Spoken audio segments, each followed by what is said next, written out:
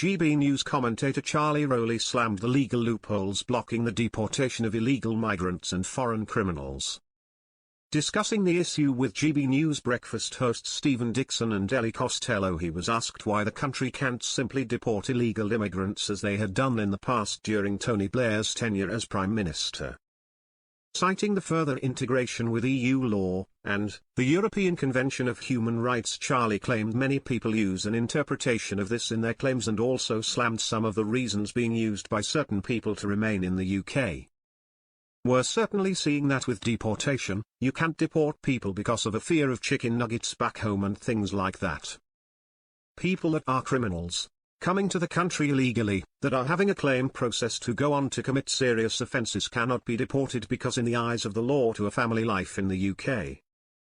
That is absurd," he exclaimed. He continued, "As an independent nation-state, even if signed up to the European Convention on Human Rights and the like, we still have the ability to implement our own procedures. It is up to the UK as an independent national government, with another independent national government, Rwanda, to get those flights off the ground. It should not have been blocked by anybody else. There's always going to be a lawyer involved in anything that you do. And I think you can always get a better lawyer. You can always different legal advice.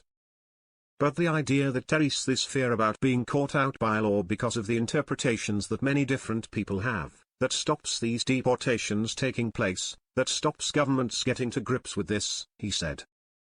"When you have a Prime Minister who is a lawyer, not a leader, the situation is going to get worse," he predicted. Earlier this month, Britain secured a new agreement with France over returning migrants who arrive in small boats, with a deal struck for a one-in, one-out system that would see small boat migrants exchanged for legal asylum seekers.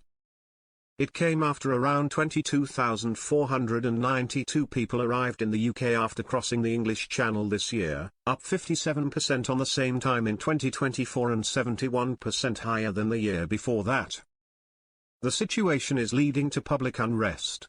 On Saturday evening, July 27, protesters clashed outside a hotel in Altrincham, Greater Manchester, housing asylum seekers. The protest came after the hotel's owners reportedly agreed to a deal with Serco to house asylum seekers.